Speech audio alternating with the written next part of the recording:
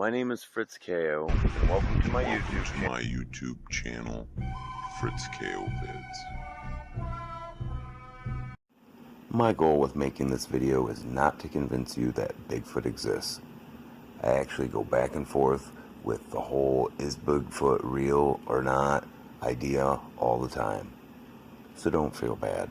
I made this video because I know how much our society loves famous people. So long, man. Have a good one. Fuck you! And how a video titled Famous People See Bigfoot would probably generate some sick views.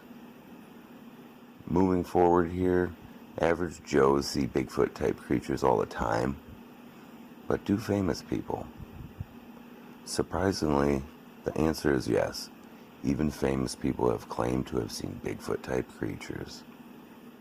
American legends, American statesmen, and even a president. Crazy, I know. Truthfully, people have seen Bigfoot type creatures since the beginning of recorded time. But regardless if Bigfoot is real or not, or what you believe to be true or not, here are 3 famous people who claimed to have seen Bigfoot. Number 1, Davey Crockett. I think it's interesting that tales of Bigfoot-like creatures have been told in America as far back as the 1820s. Davey Crockett has a Bigfoot story from that time period. You might be wondering, who was Davey Crockett? Davey Crockett is kind of an important figure in American history. After being voted out of Congress, Crockett left his home state of Tennessee for the Lone Star state of Texas. Crockett was quoted as saying, "You may all go to hell, but I'm going to Texas." And I feel his pain because I just spent the winter in Texas. I'm from Michigan. It's nice to go to Texas sometimes. Moving forward here, Crockett had many adventures in Texas, which eventually led him to advocate for Texas independence. He fought for the Texas Army in the quest for Texas to become its own nation, free from the rule of Mexico. Crockett famously died defending the Alamo in 1836, and as a kid, I watched John Wayne play Crockett in the 1960s movie titled The Alamo. You should check it out. Playing Crockett was said to be John Wayne's lifelong dream project. There was a song that also went with this series of videos. It went like this: Davey, Davey Crockett, king of the wild frontier. Don't judge me. I'm not known as a person who sings well. Crockett is mythologized for many of his skills as a woodsman, such as killing a bear with a knife when he was only 3 years old, and wearing a coonskin cap. While some of these feats might seem farcical fantasies, there is evidence in Crockett's own journals and correspondence with his friends and family to attest to his skills in the wild. The man had mad skills, okay? Crockett seems to have made a claim that he had an encounter that most people probably never have heard about, and the claim is that Davey Crockett allegedly met Bigfoot. All of this comes from a letter that Crockett wrote to his brother-in-law about an encounter he had with a creature that was, as quoted by Crockett as saying, the shape and shade of a large ape man. According to Crockett, he saw the creature while traveling into the interior of Texas in the vicinity of the national forest that's named after Davey Crockett. Missing 411 Bing right there. This encounter is strangely left out of the tales we tell today about Davey Crockett. Short story strange, right? Well, stranger still is that Crockett said the large ape man spoke to him. The strangest claim of all the entire Crockett Bigfoot story is what Crockett claimed the creature said to him. Crockett's report reads that the ape man issued Crockett a warning. The ape-man told Davey Crockett of the events that would occur at the Alamo, where Crockett did die 6 months later. Crockett said, "It told me to return from Texas, to flee this fort and to abandon this lost cause. When I began to question the creature about this, the creature spread upon the wind like the morning steam swirls off a frog pond."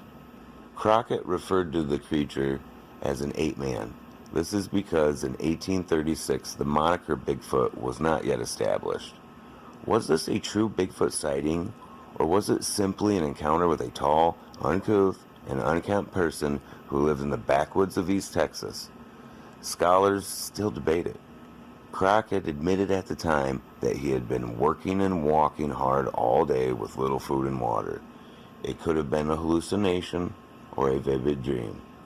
Your guess is as good as mine. Read his letter online and decide for yourself. Tell me what you think in the comment section. Hit the like button and subscribe, and hit the notification bell if you want more videos like this. Number 2. Daniel Boone. Daniel Boone was a famous pioneer and explorer who helped settle what we now call Kentucky. One of the best sources of information about Boone and his exploits is a 1992 biography called Daniel Boone, The Life and Legend of an American Pioneer. According to that book, Boone claimed to have killed a 10-foot hairy giant he called a Yahoo. I'm sure you're wondering, like the chocolate milk drink? Nope, you would be wrong if you assumed that. The term Yahoo actually comes from Gulliver's Travels. Boone supposedly was a big fan of Gulliver's Travels.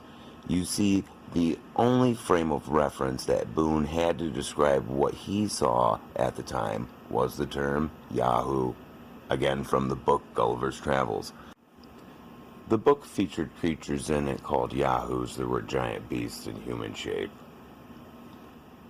Boone was said to have told his story of the Yahoo killing a lot. The older he got, the more he told the Bigfoot story. Some researchers have noted that they feel it's significant that he told the story repeatedly in the final years of his life, almost as if he was no longer afraid of any ridicule he might receive, and no longer had any more F's left to give. Over the years, there have been many versions of strange legends regarding the Yahoo creature in Kentucky. Almost all of these stories involve large hairy people who live out in the woods or in caves. These legends/stories have endured and remained popular among the people of the area for nearly 2 centuries. Tell me what you think in the comment section. Make sure you hit the like button and subscribe, and hit the notification bell if you want more content like this. Number 3. Teddy Roosevelt. Teddy Roosevelt was a bang-up guy. He was by far, probably, most likely, most definitely a better quality individual than our American society produces today. Looking back at Roosevelt's life, he appears to have been a pragmatic, no-nonsense, and accepting little from others, realistic, reasonable type of man. He was an active outdoorsman and hunter, a student of nature, a conservationist, a historian, a writer, a combat veteran, a Harvard graduate, a politician, and he was also the 26th President of the United States of America. And he was president from 1901 to 1909. After being president following his loss of the 1912 presidential election in 1914, Roosevelt struck out on an extremely dangerous expedition that nearly killed him. Roosevelt's goal in this expedition was to explore an unmapped river in the Amazon. The river was eventually named the Rio Roosevelt for the former president, and he actually, truthfully, nearly did die on the voyage. I have read the story of the trip, and I suggest you guys check it out. I'm pretty sure there's YouTube videos created by someone somewhere on YouTube about this. Well, one of his more famous exploits while on a bear hunting trip as president, Roosevelt and the party he was with failed to actually shoot anything. After several days, the host of the hunting party, they didn't want to disappoint Roosevelt, so they managed to capture an old bear. They crippled it and chained it to a tree. After presenting it to Roosevelt, he felt sorry for the beast and he refused to shoot it. This event eventually led to the creation of the moniker, the Teddy Bear. Teddy Roosevelt was the kind of guy who refused hospitalization after being shot in an assassination attempt. Instead of going to the hospital, he gave a 90-minute speech. While by all accounts he certainly knew how to spin a good yarn, he'd hardly be considered the type to be bamboozled by fantastical stories. So I ask you, how is it then that Teddy Roosevelt is responsible for one of the more interesting Bigfoot stories I have ever read about? Roosevelt wrote a book titled The Wilderness Hunter. The Wilderness Hunter was published in 1892, before Roosevelt was President of the United States.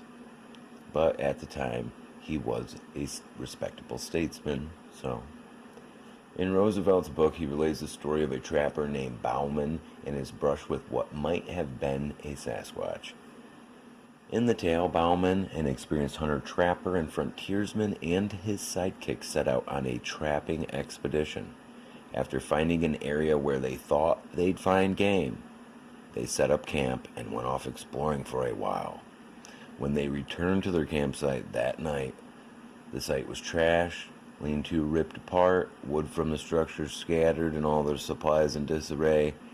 They thought a bear had trashed their campsite. Rightfully so, I'm sure most of us would have assumed that. But that night, the men were awakened by noises and what appeared to be a massive creature lurking out in the darkness.